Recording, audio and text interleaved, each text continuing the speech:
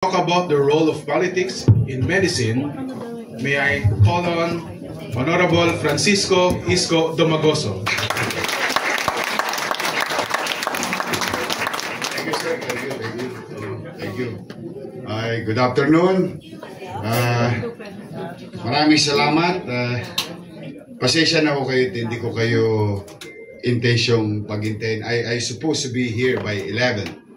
But due to some circumstances, na-delay ako doon sa isang schedule ko. We were in the attending the World Teachers Day. And if there is teacher here, Professor of Medicine, or in the field of medicine, Happy Teachers Month sa inyong lahat. So we went to Albert Elementary School, and if you're familiar with Albert, I don't know if you're from Sampaloc also, or pass by at the very least with Albert. Dr. Alejandro School is one of the four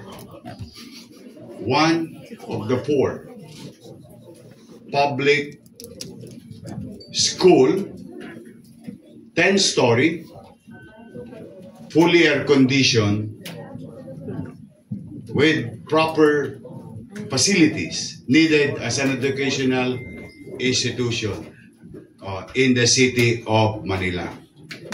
This is, in our own little way, showing to the country and to the people, especially the people of Manila, na ang public education building hindi pwedeng laging mema lang or may magawa lang. It has to be holistic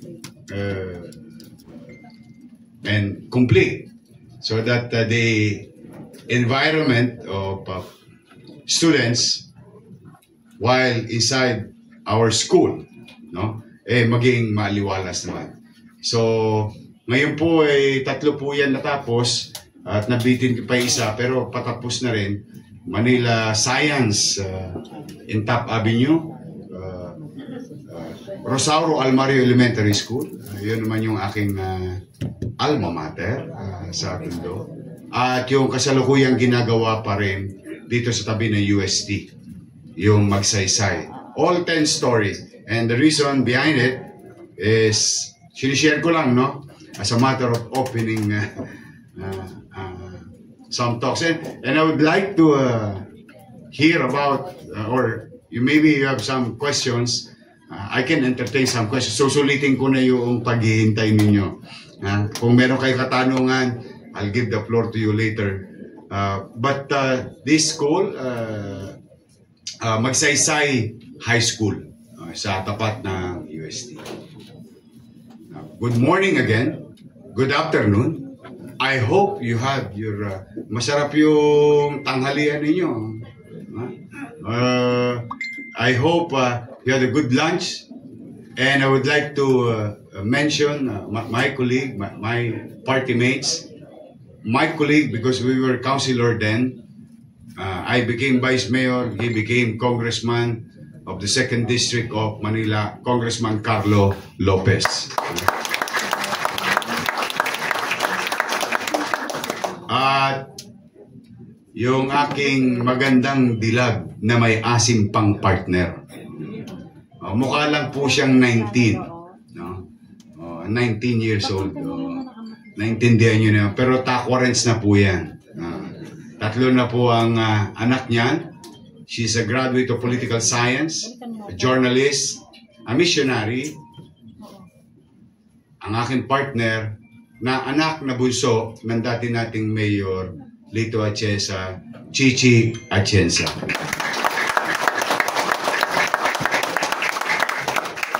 To our President for 2023-2025 FCMS officers, Amelia Chan, Dr. Amelia Chan, President, Dr. J.B.R. Gutierrez, Vice President, Dr. Dennis Teo, Secretary, Dr. Jeneline Go, Treasurer, Alejandro E. Tan, PRO, Anita D. Hanolo, Dr., immediate past president. And to the Board of Directors, Dr. Tan Chu Chong, Dr. Maribik Tan Vera Cruz, Dr. Marlene Nable, Dr. Kenneth Alfonso Wong, Dr. Joanna Codilin, and Dr. Edwin Estan. Again, good morning. Yeah, I was tasked to discuss you politics in healthcare, the role of politics in healthcare. Well, politics has two perspectives. Politics as politics per se, but politicians can create policy to health sectors. You know, I for one, since I entered public service at the age of 23. Yes, 1998. Matagal na po ako sa pamahalaan. Mukha lang po akong bata. No? Pero half of my life was dedicated to public service. And I'm a believer of MBN. Like the way sumalangit nawa ang kaluluwa ng iniidolo ko na si Prime Minister Lee Kuan Yew. MBN speaks of minimum basic needs. And when we speak of minimum basic needs, we talk about housing, healthcare, education, and jobs. Now, speaking of healthcare, let me take this opportunity to personally, huli man daw at magaling dahil hindi ko po kayo nakita noong panahon ng pandemya. But I, for one, as a citizen of the city of Manila, and to many others, was non-citizen of Manila, would like to thank each and every one of you of what you have done sa panahon ng kadiliman ng buhay ng ating mga mamamayan. Thank you for your service during the pandemic.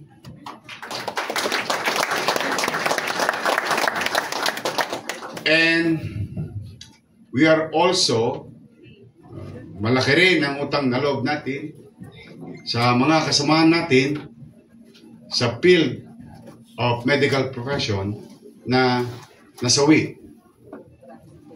In our own little way, in due time, I think we can give back some honors to those who are involved in keeping our patient or victim of that dreadful disease, coronavirus.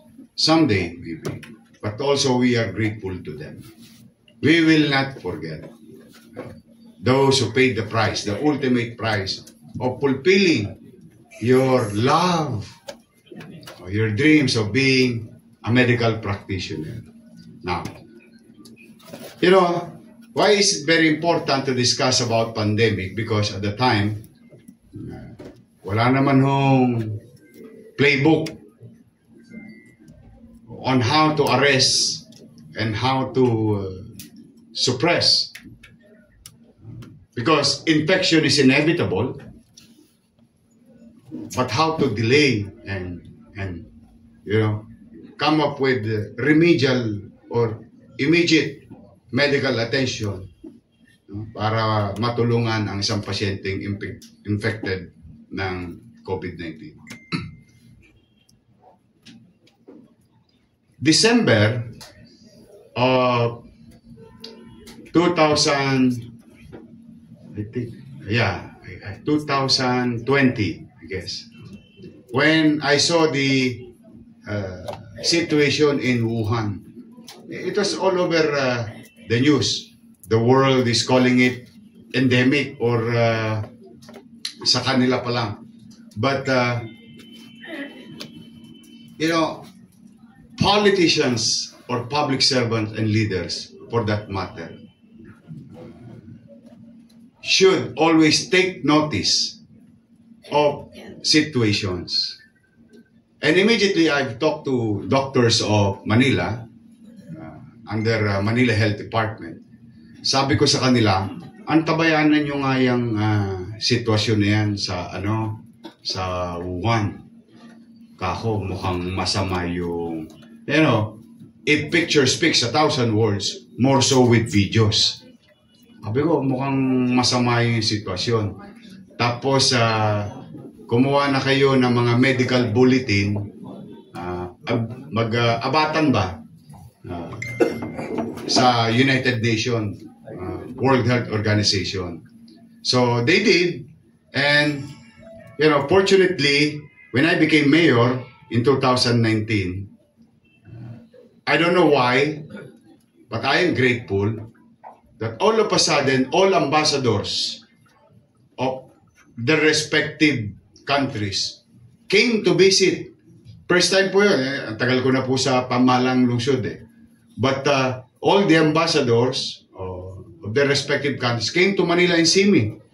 And with that opportunity, come February of 2021, and one of those ambassadors is the ambassador of United Kingdom. And I spoke to him. I go, Your Excellency, I think I have a gut feel that this will go out of hand. At the time, wala pang declaration of pandemic eh. Sabi naman ni Ambassador, mabait naman, the UK is thinking about it also, and we have now some preparation. So sabi ko, can you arrange a meeting with me? I'll fly to London, whoever is tasked to address this possibility. So mabait naman yung ambassador.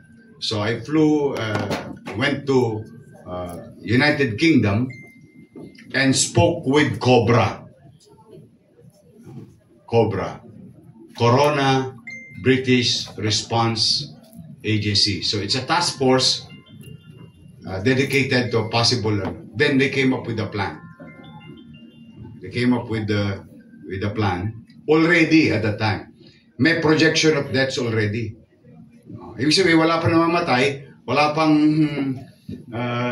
alam mo, doon ka bibilib talaga pag data-driven ang mga leader ng bansa.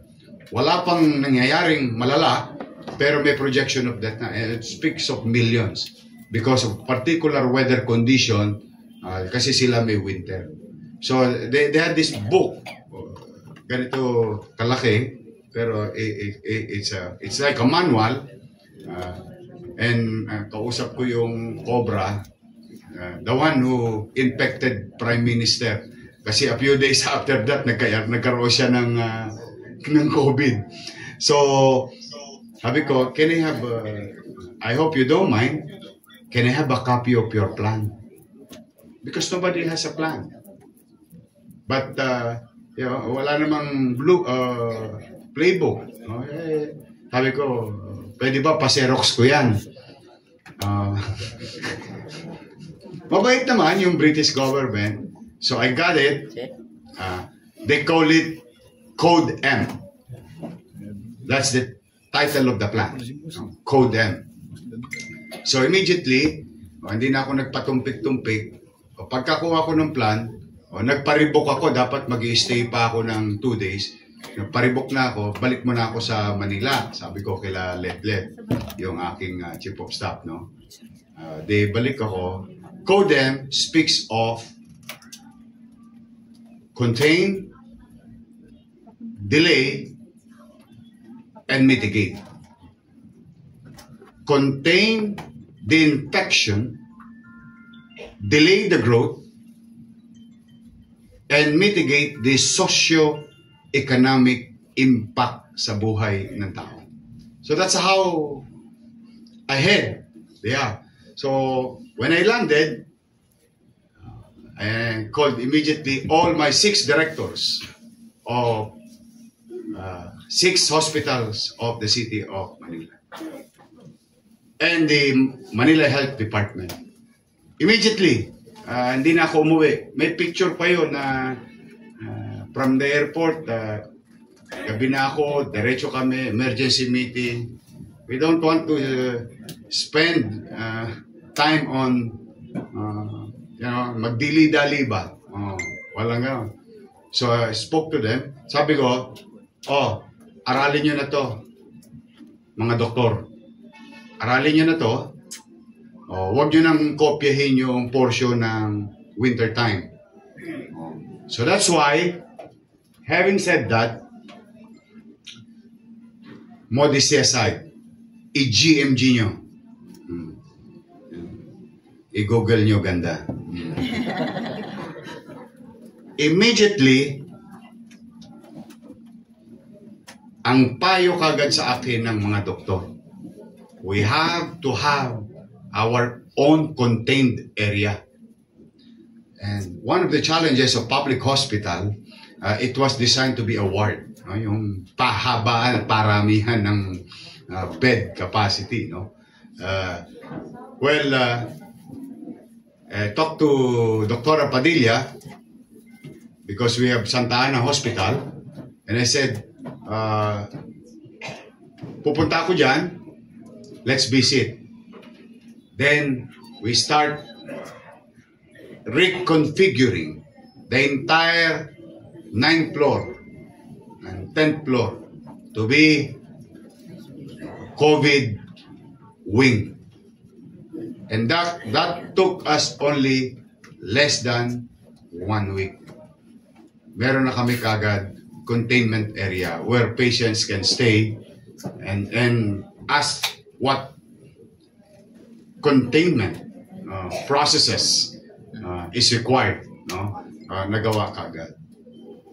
So, sa awa ng Diyos, what I'm saying is that, if we speak of healthcare, you don't speak to a teacher.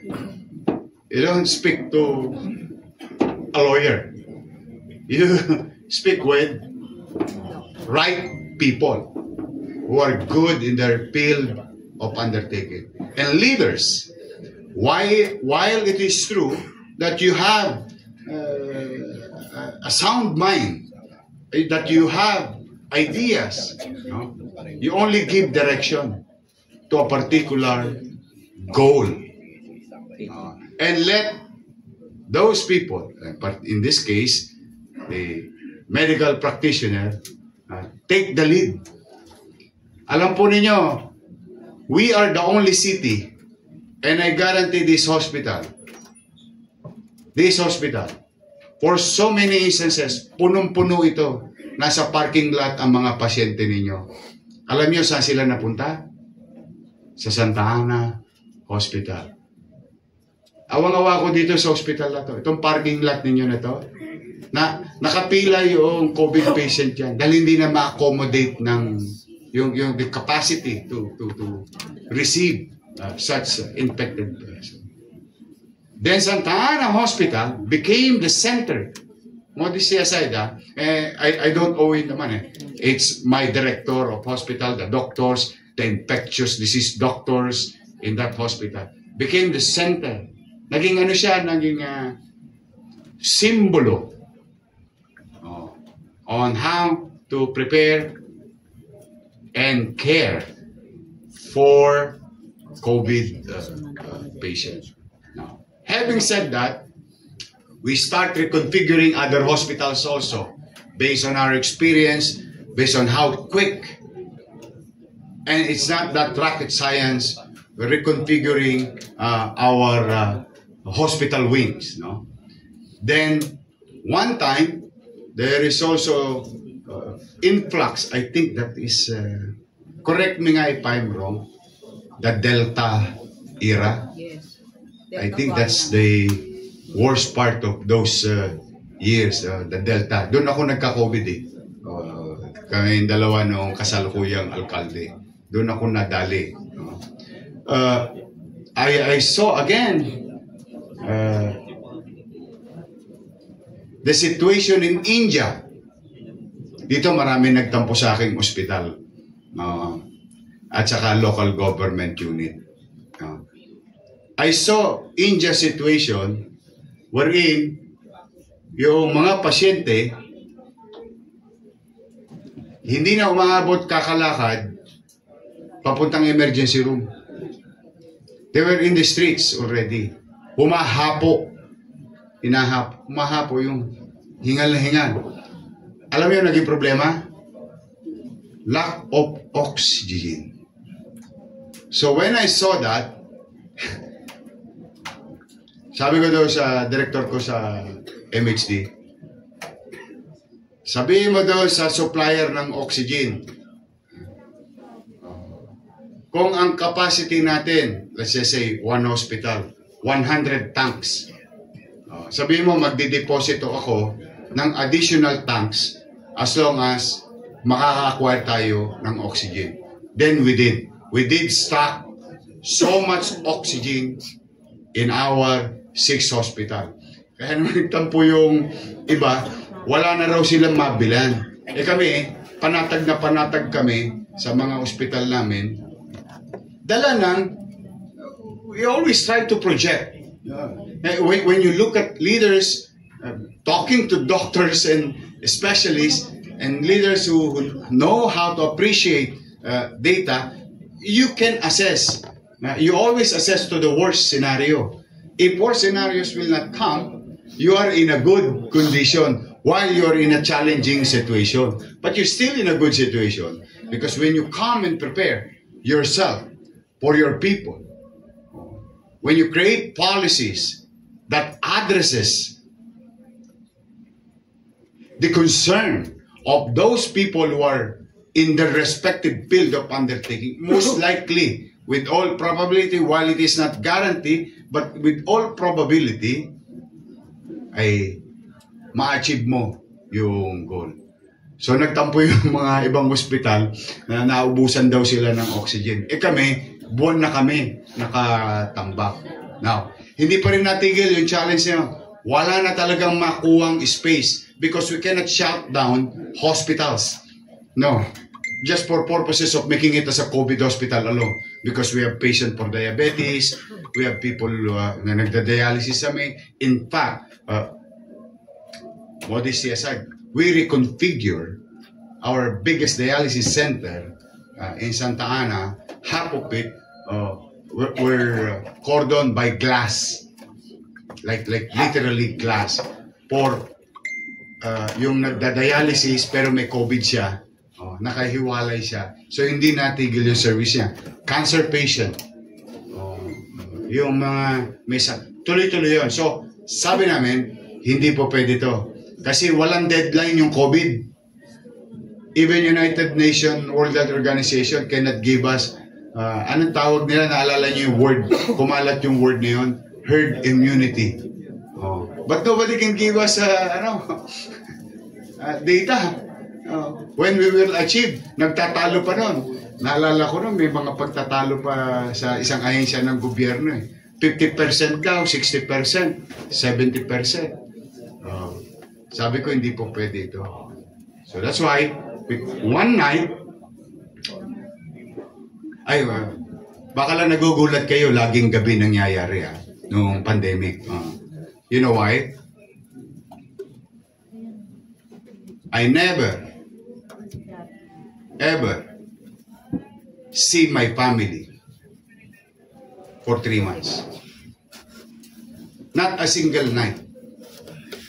Not a single day. Just to visit my family. That's the price you have to pay in public service sometimes. Buti na lang may FaceTime. Buti na lang may technology. So baka lang nako-confuse kayo kasi ganito lang, i-atras ko lang ng konti. We do plan at night because we get report. We plan at night, we implement in the morning, we assess. If we fail, we plan again, then babaguhin namin, we implement in the morning, then gabi, report ulit. Magre-report lahat sa akin yun, gabi. Then, pag tumama kami, nag-escalate kami. Ini-escalate kagad namin. Then sabi ko, hindi po pwede na aasahan natin yung ating ospital lamang.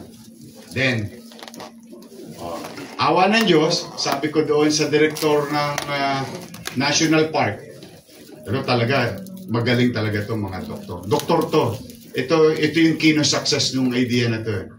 Doctor and nurses and ano yan? Yung infectious doctor. Ayun. Sabi ko doon sa Rizal Park, kasi it's a different government, while it is in the city of Manila, it's under the different jurisdiction. Now, sabi ko, pwede ba pahiram nung Burnham Green? Alam niyo po yung Burnham Green. Are you familiar with Luneta? You know Grandstand? In front of it, there is what you call Burnham Green. Like grass. O sabi sa akin ng direktora, anong gagawin mo? Magtatayo ako ng ospital. Huh? And they were afraid. Sabi, may mga may mga resistance. Hindi, matatakpan yung si Jose Rizal. Sabi ko doon, alam mo kung nabubuhay si Jose Rizal, wala siyang pakialam. Gawan nyo ng ospital yan dahil para sa tao yan. Kaya lang, hindi naman makakapagsalita si Jose Rizal. I think Dr. Jose Rizal will not mind putting up a hospital. Pero, nung kalaunan, ipinakita ko sa kanila disenyo ko. I saw a video in China. Ginawa nila isang building. Ito building naman ginawa nila. Sabi ko, Kako, alam niyo yung International Space Station? Yung kausap ko yung mga architect, doctors, architect, and engineers. Sabi ko, yung International Space Station, it's modular. I have an idea wherein a 40-footer container can be converted as a temporary hospital with some specifications and design with the guidance of our infectious doctor kasi siya yung talagang namamahala kung how the medical frontliners can be protected. No? You know, nobody believe. Hindi naman nobody. Maraming siguro, maraming nayers. No? Hindi, mahirap yan. Ganyan. Sabi ko, mahirap yan.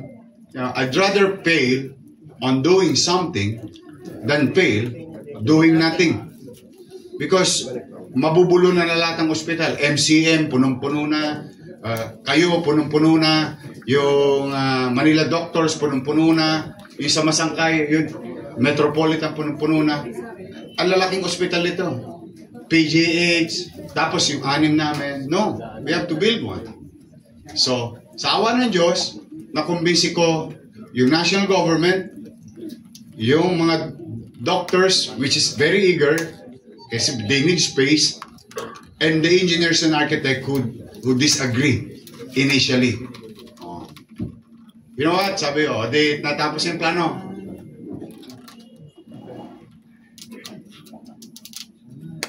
Politics and health. You know what? When I said and asked, how long you're going to build up? Sabi niya, Sir, mga 6 months. You cannot question These are specialists in their field. Sabi ko, 6 months. Alam mo, may tinuro sa amin yung mga matatanda. Ani mo pa ang damo kung patay na ang kabayo. That doesn't make sense. Where we are being defeated by Delta variants. And I said, build it in 60 days. 2 months. Alam mo, sinasabi ko lang sa inyo to because this is an internal meeting during the preparation. And I want you to know this because I don't know when it's gonna happen. And it's very important leaders should give particular direction, particular sets of goals, giving point A and point B. And leaders should not ask what transpired between point A to point B. A is the goal, B is the result, no matter what, especially during that time. And the engineer said, "Sir, hindi namin kaya." Ba't yung hindi kaya? Eh sir, siyempre, 8 oras lang tayo. No. God created 24 hours a day. So we build with 3 sets of people. The first 8 hours is the first set of people. The second 8 hours, the second set of people. Then so on and so forth. Sir, very expensive. I don't care. Money is just money. I can lose money, but we can get back money. But when I lose a life, no matter who he is or she is, life is life. Even though I spend 1 billion peso for a single life, I don't care. Pag na-survive ang tao, yun ang mahalaga. Ang pera mawawala, babalik. Ang buhay, hindi. Awa ng Diyos. Did you know? You can Google it now. We promise the people. Ang yabang namin. Pero sa totoo lang, yung nervous ko. Andi dito. I stood in the grounds of Burnham Green and said, guaranteeing, mga batang Maynila, pumanatag kayo. And taking the risk of valuing your promise. Pumanatag kayo. In the next 60 days, may bago tayong ospital. You know what happened? It was done 52 days.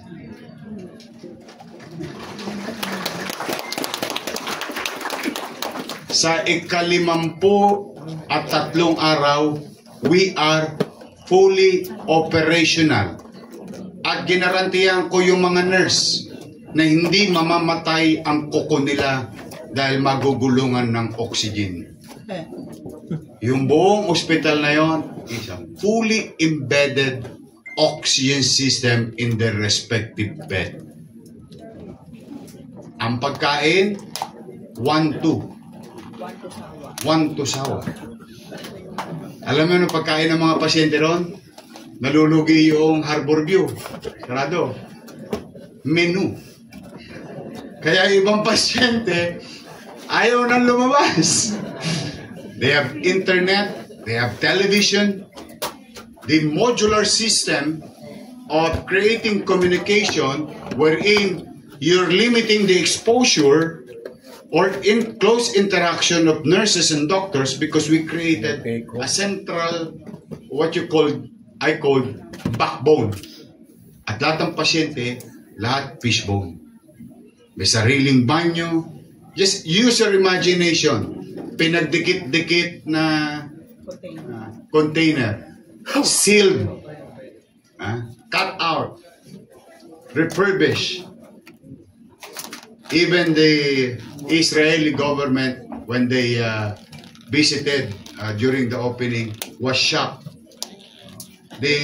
Anong tawag niya doon, mga doktor, yung sa floor sa emergency room? Yung binil na may micro, or ano yan eh. It's a very specific binil, no? Na nilalagay sa floor. Anti-bacterial that's the entire flooring of so it did happen. We've saved. Now, salamat sa Diyos, hindi namin fully utilize ng mga taga Maynila. Ibig sabihin, kaya ako'y pinagpapasalamat sa Diyos bilang ama ng lungsod, mas less ang infection, mas less ang namamatay. It's a daily success to our goals and aspirations. Then, mangyari, Hindi siya fully utilized by the people of Manila, but it was fully utilized 24 hours a day by the entire Metro Manila. Hindi namin ipinagdamot. Katulad ng, you can Google it again. Why do we acquire faster than anybody else? And this is a proud moment for my doctors, to the entire City Hall employees, my teammates, everyone. Why do we acquire faster, including private hospital, of such medicine? Molnupiravir, Remdesivir, Tocilizumab, lahat na ng mga may hirap na pagsasalita ng gamot, nakabisado ko. Why do we acquire fast or faster than anybody else? You know what? Bumubuka pa lang yung bibig ng speaker, noong World Health Organization officer. We are now recognizing as an intermediary medicine this generic name ba tawag dyan? This product, this can suppress and help at least recover 20%, 30% those mga medium or light and severe. Alam niyo po bakit? Nagsalita pa lang niya, dahil we run the government 24 hours a day, pagtapos niya mag-announce, kinumpirma niya, tatawag na kami sa FDA. Meron na ba yung please help me with the word, medical term yun temporary, yung gamot kailangan isertipikan temporary permit or something. Ano yan? Registration. Basta gano'n. Pag sinabi doon, pwede na po, maghanap na kami ng supplier. That very moment. Kaya nakakakuha kami. Now, bakit namin nuubos? Because I have 2 million Manileños. I have 2 million Manileños. Good thing for Binondo. They have buildings and properly segregated themselves by natural acquisition of such asset. No? Kasi maayos ang mga pero may mga area tayo. Parola, Paseco. Di ba ang number 1 rule is distance? Paano tayo magkaka-distance sa 10 square meter, 7 nakatira? So that's why we wanted to acquire and acquire. Pero ito na naman ang maganda. Talaga marami ako pinagpapasalamat sa Diyos. Alam mo ba, most of it, hindi rin nagamit ng taga Maynila. Most of it, because we share. We share anywhere. As far as Pangasinan and as far as Bicol in north and south of Luzon. Then as far as Mindanao. Dahil nagkaroon ng plight lalo na yung mga emergency, pinasasabay namin yung Remdesivir, Tocilizumab, tsaka Molnupiravir, naibigay namin. Now, then we finish the first. While doing this, simultaneously feeding our people under the the M letter in the plan, contain, delay, and mitigate the socio-economic impact. Sa Maynila, itatangos naman po namin ng ilong bilang pamahalang lungsod. Wala pong nagutom sa Maynila noong pandemya. Mayaman, middle class, mahirap. Ipinaramdam namin sa mga taga Maynila, mayaman ka, maaaring hindi mo kailangan, pero kasama ka sa radar namin. You're part of the society. You're part of the community. You pay taxes. This is the time that we will make you feel that you belong to our community. Kaya nung araw, yung food boxes, you can see it everywhere. Monthly, for the next 6 months, an additional 2 months. Alam mo dito sa Manila nung araw na uso yung online. O yung ibang food box natin, nasa online na. Binebenta na. which I don't mind. Basta ibinigay ko sa iyo, pagkain mo. Iyon na yan. So my point is, walang nagutom sa Maynila. While doing all these things that I have discussed, hindi pa ho to, alam nyo, pag kinuwento ko sa inyo buong pandemya, garantisado, wala po isang linggo, hindi pa tayo tapos dito. Binigyan ko lang kayo ng bird's eye view on what transpired, why we have not achieved possible hundreds of thousands of people of Manila na mamamatay. And I'm grateful to God. I'm grateful to our medical frontliners and to the City Hall employees at that time. They paid the price also. Some I sent to the battlefield only to be shot in the middle of it. Alam niyo ba yung pakiramdam ng isang leader? Puntahan nyo nga itong pasyenteng ito. Nasa bahay daw, kunin ninyo. And the one that I sent, mas nauna pang namatay kaysa doon sa pasyente niya. But these are the hardest part of leadership. No? You know that you're going to send somebody and somebody will shoot him or her. Hopefully, hindi siya tamaan. But of all these things, while it is happening, yung pangarap ko bilang isang batang mahirap, bilang isang squatter area, lumaki.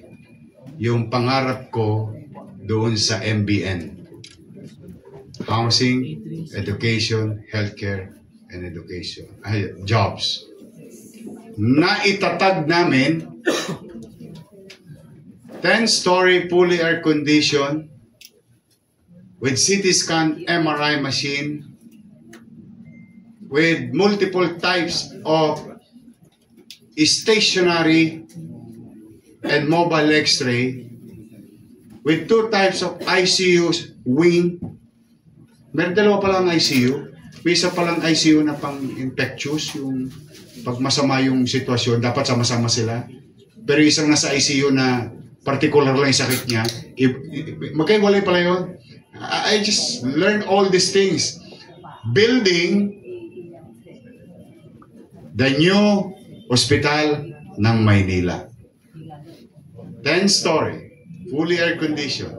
You know, before, ward, public ward. Ganito po, ganito ang ward nung araw. Lamesa, isang pasyente, hanggang doon sa dulo. Gaya ng public ward. But with what we did, sa isang ward, 6 bedroom, fully automated. Fully embedded oxygen and suction system. Kasi ang problema sa public hospital minsan, naawa ako sa ibang nurse. Okay. Kasi pag kulang na yung mga utility, pinagugulong yung oxygen. Na mali. Durog ang kuko. So, those experience of mine, came up those idea, tapos alam nyo ba doon, sana lang talaga, sana lang itinuloy nila.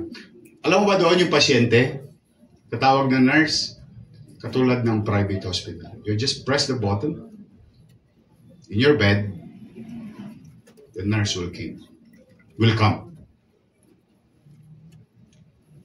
Sa isang room ng ward, 6 bedroom, 2 toilet, 2 air conditioning system, 2 washroom area.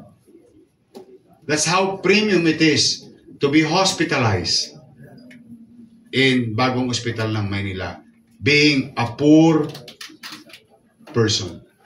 At mamimili ka ng view. Manila Subview, Manila Bay View.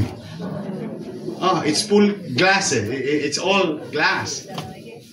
MRI, alam niyo na nakita ko yung MRI. Babanggitin ko lang to saglit, no? Kaya bakit tayo may MRI, may CT scan? I don't know if you will agree with me. No matter gaano kagaling ang doktor, kung walang proper diagnosis, hindi nyo malalaman ng tunay na karamdaman, bakit siya may sakit. Tama, mali. That's why you need this type of machines. And this costs money to a poor. I mean, mabigat yan. Noong araw, ang CT scan, abdomen, dito, 5,000. Pag dito, 8,000, 10,000. CT scan to Ano yung mga, cranial? Meron pa nun nakikita ko yun. Mahilig kasi ako magpasyente, although hindi po ako doktor. Tapos, mas mahal, MRI machine. MRI, pagpapa-MRI. Very expensive. But we have it. Pasensya lang kayo, parang hindi nyo lang nababalitaan, hindi pa yata namin nagagamit. Pasensya na kayo, hindi po ako mayor ngayon. I'm just saying, kasi baka kasi nagsisinungaling ako dito Ba't hindi namin nababalitaan? Ba't hindi namin alam? May mga pasyente kami rito mahihirap. O baka sira ang MRI namin, o pwede namin ipadala sa ospital ng Maynila. Because when it was being built, alam mo, ni-reverse ko. Dati, politiko nakikialam sa bibilihing makina. For purposes of picture taking. For purposes of my billboard. No. You know what we did? To the doctors, anong tawag nyo doon sa division? Cardio department. Yun, department. Halik kayo lahat. Maupo kayo dyan. Wishlist.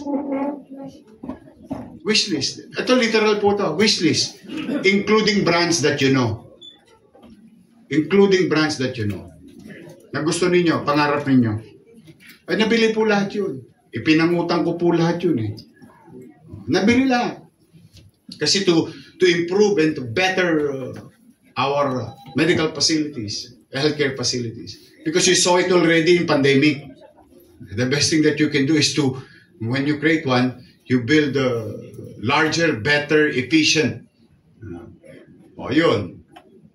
At ang isang pangarap ko doon, pansinin niyo po yung ospital na yon. May helipad. I-google niyo po ito. May helipad. You know why? Before pandemic, nangarap ako. Ay, tatayo ko yon. Pero ipi-premium ko. Bibili tayo ng Medivac. That would cost your money, taxpayers' money, almost 280 million pesos for one helicopter. Medivac helicopter, bibilin ko yun sa London, yung Bell. Anong reason? Giving more premium and value to every life. Imagine, Manila, most of us here ay dayo na. At lahat tayo may mga kaanak sa Bicol o Pangasinan o La Union, far away land. Kung inatake, na stroke, ang iniinom nila lang gamot na lang, Yakapsul, Kispirin, himas dito, himas doon. But you doctors, medical practitioners, you have this principle, yung golden hour, that we can still, make quality of life of a stroke patient or whatever situation. Ang problema pag biniyahin mo yun, from Bicol, going to Heart Center, ang susunod na kakantay mo doon, Hallelujah, Hallelujah. So it's exercising infertility. So I want to make the people of Manila be proud of their city, that we in the city of Manila, whoever our family, wherever they are, the city of Manila will address and give premium to each and every citizen of the city. Mahirap, middle class, mayaman. Sa Maynila, lahat pantay-pantay na bibigyan ng pagkakataon ng patas na laban. Yun po ang goal nun.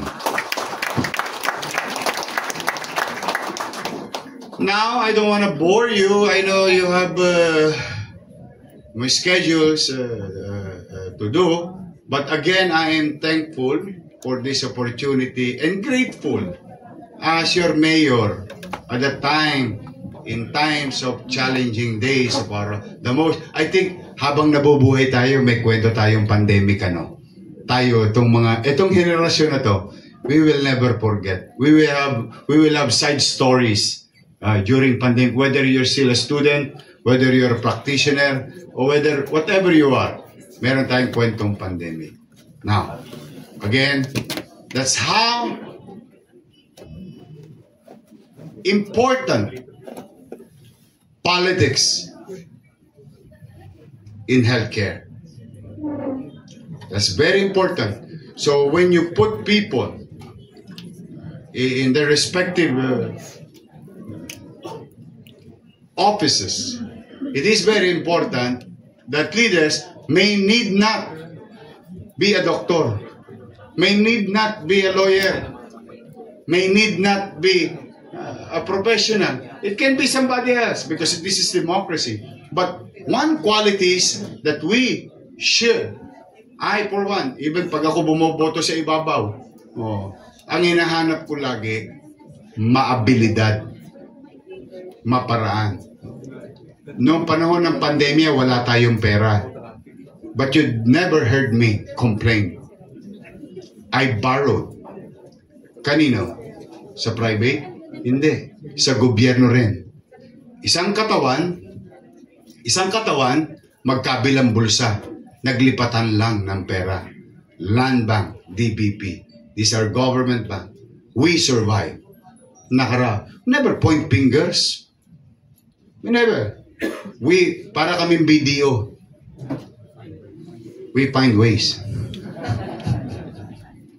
And this is a very important lesson learned in public service.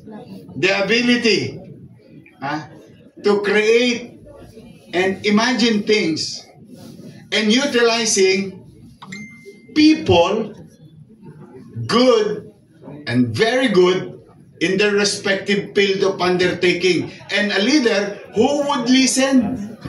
Ito, naku, maraming bingi sa gobyerno, maniwala kayo sa tagal-tagal ko sa pamahalaan. Yung mas nauna yung ipipilit niya yung idea ng yung leader, ipipilit niya yung idea niya, but those people in their respective field of undertaking who knows better than the leader, wala, nga. Yun ang sinishare kong lesson sa inyo, because maybe someday baka gusto nyo rin maging konsehal, gusto nyo rin maging congressman, gusto nyo rin maging mayor, gusto nyo rin maging public service. Sometimes mas mabisa yung nakikinig, because at the end of the day, the buck stops to you. You will bring people, pull people, and go to a particular direction. Hindi shotgun. And leaders should take the risk of deciding. Leaders should be responsible in decision making. And one thing for sure, there is no guarantee of tomorrow. But we can excel today on a given task. So again, sa inyong lahat, maraming salamat sa araw na ito. Kami inimbitahan ninyo ni Congressman Carlo Lopez at ang aking, hopefully someday ay bigyan nyo kami ng pagkakataon muli na makapaglingkod sa inyo, ang aking minamahal na partner. Hindi po partner in life, ang pangalan ng misis ko po, Diana. She's an economist, graduate of LaSalle, nadali ng Tondo High School. My wife is an economist at isa po, meron po siyang special skills. She is a member of the Philippine Taekwondo. And she is also a Chinese. Yes. Filipino-Chinese. She's from Sorsogon. Kaya Ditan yan eh. Diana Ditan Dumagoso. To my partner in public service, Chichi Atienza.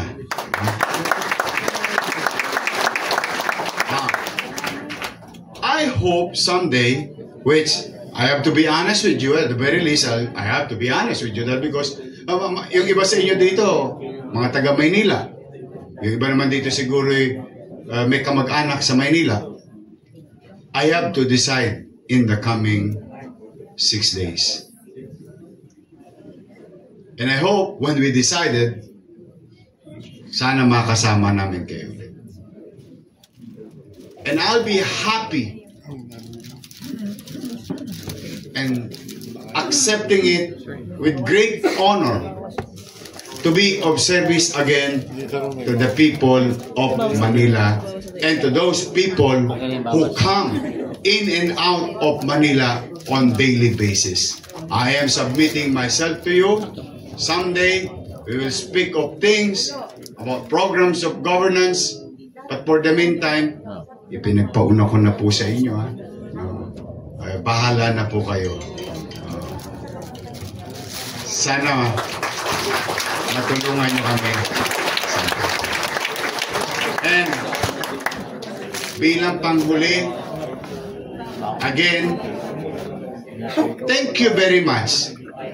Nung binigyan ninyo ko ng pagkakataon, kahit sa murang edad, despite na mga kalaban ko noon, mga hinog, magagaling, veterano, pero you gave me an opportunity to be of service. Now, again, thank you very much for that opportunity na maging mayor ng Maynila. I hope I did not fail your expectation in the past. Maraming salamat. Pagpalain nawa kayo ng buong Megapal. Manila, God first. Thank you.